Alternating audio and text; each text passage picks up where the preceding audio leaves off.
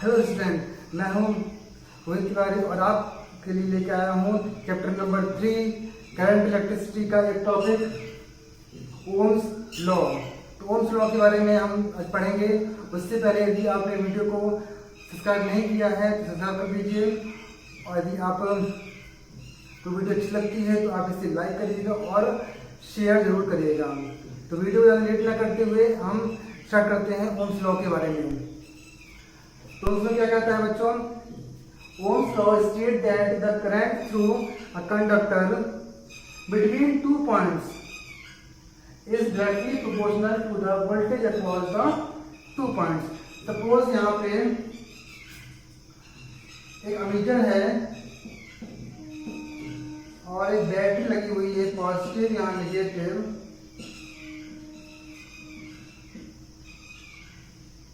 Resistance इसका क्या है, R है। रेजिस्टेंस क्या है इसका, R है, और यहाँ वोल्ट मीटर लगा हुआ है। ठीक है, तो क्या बोल रहा है, लॉ क्या बोल रहा है कि the current through a conductor, कोई कंडक्टर दिया गया है, इसमें करंट क्या हो रही है, फ्लो हो रही है बिटवीन 2 पॉइंट्स। ठीक है, इन दो पॉइंट्सों के बीच में, इन दो पॉइंट्सों के बीच में क्या हो रही है, करंट का फ्लोशन हो रहा है। करंट क्या हो रही है, बह रही है। क्या बोला गया है, ध्यान सुनिएगा। The current through conductor between 2 points is directly proportional, किससे होता है, voltage across the 2 points. Clear, V is proportional to I, मतलब इसमें जो वोल्टेज है, करंट क्या होगा, प्रोपोर्शनल होगा। क्लियर यहां तक। V इक्वल टू क्या होगा, R I। तो इसमें V क्या है, I क्या है और R क्या है, इसके बारे में हम चर्चा करेंगे।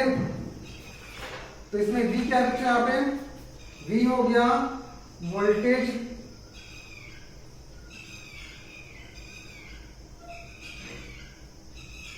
Across the conductor, voltage across the conductor. ठीक है, इसमें जो कंडक्टर पर जो वोल्ट अप्लाई हो रहा है वो क्या है, वोल्टेज हो गया। क्लियर। और I क्या है, I फॉर करंट, और करंट किससे नापते हैं, एम्पियर से। ठीक है, तो एमीटर लगा है, सॉरी एमीटर से नापते हैं, तो मीटर का साइन क्या है इसमें दिया गया है। क्लियर, एमीटर से दिया गया, इसमें करंट जो है फ्लो हो रही है, और एमीटर क्या करता है, उसको मेजर करता है कि करंट जो है कितनी मात्रा में, कितनी क्वांटिटी में फ्लो हो रहा है। ठीक, I क्या है, I है करंट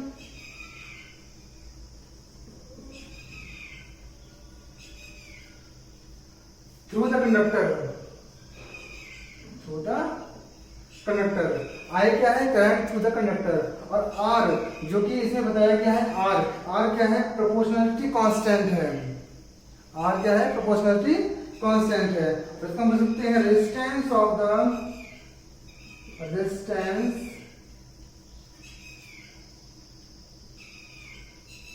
ऑफ द कंडक्टर।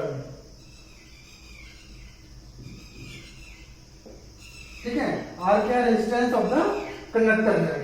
और रेजिस्टेंस का जो SI यूनिट होता है, SI यूनिट ऑफ रेजिस्टेंस है, SI यूनिट और रेजिस्टेंस क्या है, ओम है। क्या है, ओम है। क्लियर है तक। अब नेक्स्ट हम बात करेंगे जैसे ग्राफ के बारे में। तो बच्चों ध्यान देने वाली बात यहाँ पे यह है कि आपको एक चीज पता है कि ओम्स लॉ जो है वो ओम्स लॉ नहीं है। अब बोलेंगे सर क्या आप क्या बोल रहे हैं, आपने सही सुना, ओम्स लॉ नहीं है, बल्कि यह क्या है, यह ऑब्जेक्ट के उस करैक्टर को बताता है। मैंने क्या बोला, ये ऑब्जेक्ट के उस करैक्टर को बताता है जिसमें V और I जो होते हैं एक लीनियर फॉर्म में होते हैं। उन्होंने क्या बोला, ओम्स लॉ नहीं है, बल्कि यह उस ऑब्जेक्ट के कैरेक्टर को बताता है जो V और I के बीच लीनियर फॉर्म में बनता है। फॉर एग्जाम्पल, एक ग्राफ दिया है, यहाँ पे करंट फ्लो हो रही है, यहाँ पे 0 मान लीजिए, यहाँ पे V वोल्टेज फ्लो हो रहा है। तो इसमें जो ग्राफ बनता है वो कैसे बनेगा, एक लीनियर फॉर्म में बनता है। क्लियर?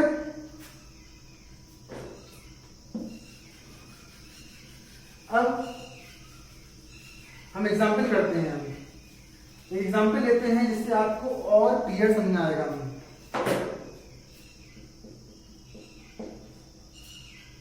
एग्जाम्पल क्या है, if I is equal to, क्या लिया हमने, 5 ले लिया, 5 वैल्यू गई और एक और हो गया उसका यूनिट मीटर की। ठीक है, रेजिस्टेंस क्या हो गया, 8 ओम। रेजिस्टेंस को हम जानते हैं कि ओम से करते हैं हम, ओम क्या हो गया उसका SI यूनिट गई। अब निकालना क्या है, V जो है वोल्टेज जो है निकालना है। क्लियर? तो हम एक डायग्राम बना लेते हैं कि सपोज क्या है, कोई ये बल्ब दिया गया है। ठीक है, तो क्या दिया गया है, बल्ब दिया गया है। ठीक है, और यहां से हम ऐसा कोई सर्किट बना लेते हैं और यहां पे हम जोड़ लेते हैं बैटरी।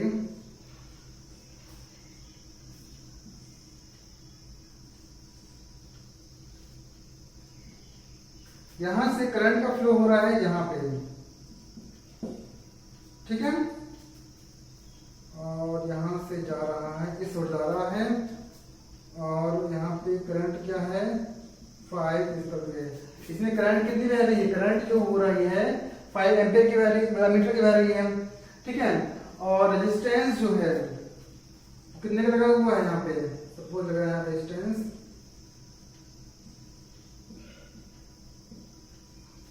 8 ओम का लगा हुआ रेजिस्टेंस।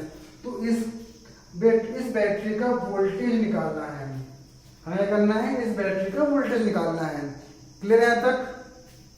तो हम जानते हैं कि V is equal to RI होता है कि नहीं होता। तो R क्या हो गया इसका, 8 ओम हो गया, और I क्या हो गया, 5 हो गया। ठीक है, तो जो वोल्टेज निकाले हैं तो कितने वोल्ट का होगा, 40 वोल्ट का होगा, और 25 40, तो 40 वोल्ट की, जिसमें मतलब बैटरी जो है उसमें से करंट का क्या हो रहा है, फ्लोएशन हो रहा है। क्लियर तक? ऐसे ही आपको एग्जाम जाएंगे तो बन जाएंगे आपको, आई होप। नेक्स्ट,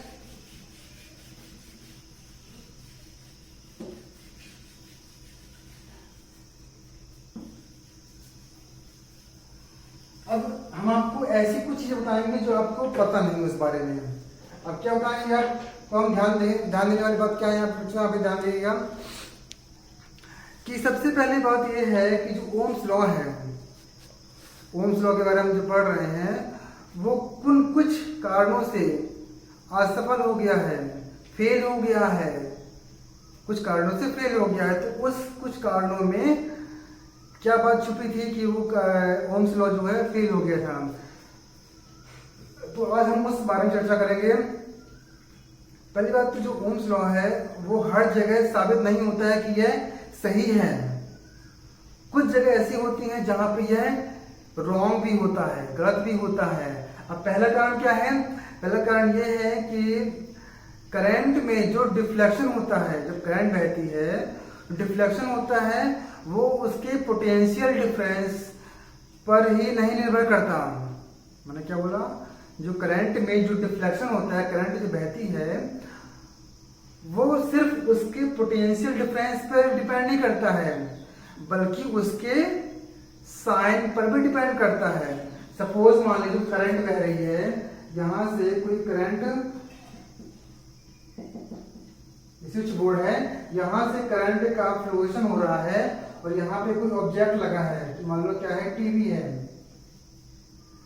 तो इसमें जो करंट का फ्लोएशन होता है, करंट बह रही है, उसके सिर्फ पोटेंशियल डिफरेंस पे डिपेंड नहीं करेगा कि इस पे जितना वोल्ट है उतनी ही इसमें करंट बहेगी, बल्कि उसके साइन पर डिपेंड करता है कि मान लो वोल्टेज कम है तो वोल्ट मीटर में आपने देखा होगा कांटा थोड़ी कम होता है, यदि वोल्ट अधिक होता है तो बढ़ जाता है, होता है नहीं होता। तो वही चीज है कि इसके साइन पर डिपेंड करता है, उसके वैसे नहीं कि वोल्टेज पर डिपेंड करे, वोल्टेज कम है कि अधिक है, उसके साइन पर भी डिपेंड करता है कि कितनी वोल्टेज आ रही कितनी जा रही है, कितनी कम है कितनी अधिक है। क्लियर है तक? नेक्स्ट है, नेक्स्ट इसका फेल होने का कारण क्या था कि कोई कंडक्टर ले लीजिए, मेटलिक कंडक्टर है, उसके सिरों पर, जैसे यहाँ पे देखा होगा आपने ऐसा लगा है, ठीक है, तो यहाँ पे ये पॉइंट, मतलब ये पॉइंट और ये पॉइंट, इनके सिरों पर जो पोटेंशियल डिफरेंस लगाया जाता है वो जरूरी नहीं है कि वो स्ट्रेट लाइन ही हो। ग्राफिकल यदि निकालें, जरूरी नहीं है कि वो स्ट्रेट लाइन हो, बल्कि वो कैसे सकती है, थोड़ी कर्व शेप में भी हो सकती है, कर्व भी हो सकती है। अब ऐसा कैसे संभव है, बता देंगे आपको। क्या है कि इसे यहाँ पे कोई करंट फ्लो हो रही है, क्लियर, करंट यहाँ पे फ्लो हो रही है, तो यहाँ पे जो रेजिस्टेंस लगा है और यहाँ पे कोई बल्ब लगा हुआ है, क्लियर। तो जितने वोल्ट मतलब जितनी धारा आती है, करंट आती है, तो यदि हाई वोल्टेज करंट है, ठीक है, तो यह यदि ये 60 वोल्ट का करंट है, 60 वोल्ट का बल्ब है, तो ये 60 वोल्ट मतलब उतने ही एम्पियर की जो है धारा जो है, जितनी करंट है फ्लो करेगी, बागी का करेगी, बागी को रोक लेगी, क्योंकि रेजिस्टेंस का काम ही यही होता है, रोकना। रेजिस्टेंस क्या होता है, रोकना, क्लियर। नेक्स्ट है, अब जब से हम बोल रहे हैं पोटेंशियल डिफरेंस के बारे में, पोटेंशियल डिफरेंस सर आपको पता होगा, नहीं पता है तो सिंपल सी वे में समझ लीजिए कि यदि सपोज मान लीजिए किसी वायर में करंट फ्लो हो रही है, करंट बह रही है, तो जितनी प्रेशर से वो करंट बह रही होती है, वही तो उसका पोटेंशियल डिफरेंस होता है। क्लियर है तक? हम बच्चों इसकी लिमिटेशन के बारे में पढ़ेंगे। तो लिमिटेशन में क्या है कि सबसे पहले बात यह है कि यह है नॉन मेटल, ठीक है, don't use the non metal, यह नॉन मेटल पर यूज ही नहीं होता है, नॉन मेटल पर यह फॉलो ही नहीं होता है, ठीक है। तो आप जानते हो कि कंडक्टर होता है सिर्फ मेटल पर ही यूज होता है, मेटल पर ही फॉलो होता है, ये नॉन मेटल पर फॉलो नहीं होता है, ठीक है। सेकेंड बात यहाँ पे ये क्या है बच्चों कि डायोड, आपने सुना होगा, ट्रांजिस्टर, ठीक है, तो डायोड और ट्रांजिस्टर इस पर भी ओम्स लॉ फॉलो नहीं होता है। अब क्यों नहीं होता है, इसका कारण भी है। इसका कारण यह है कि इसे डायोड दिया गया है, डायोड दिया गया है, तो इसमें जो करंट का फ्लोएशन होता है, इसमें जो करंट बहती है वो कैसे बहती है, दोनों दिशाओं में, दोनों डायरेक्शन में क्या होता है, इनमें करंट का फ्लोएशन नहीं होता है। इसमें दोनों दिशाओं में क्या होता है, करंट का फ्लोएशन नहीं होता। मतलब जैसे यहाँ एक बह रही है और एक यहाँ बह रही है, तो दोनों दिशाओं में नहीं होता है। इनमें क्या होता है, जो करंट का फ्लोएशन होता है वो एक सेम डायरेक्शन में होता है, जिस कारण से यह ओम्स लॉ फॉलो नहीं करता है। क्यों? ओम्स लॉ क्या कहता है बच्चों कि V प्रोपोर्शनल टू I, कि V जैसा होगा वैसा ही I होगा। लेकिन यहाँ पे वोल्टेज भी सेम है और करंट भी सेम है, तो ऐसा नहीं होता है, इसलिए ये इसमें डायोड में ट्रांजिस्टर में ओम्स लॉ फॉलो नहीं होगा। क्लियर है तक? थर्ड पॉइंट क्या होता है,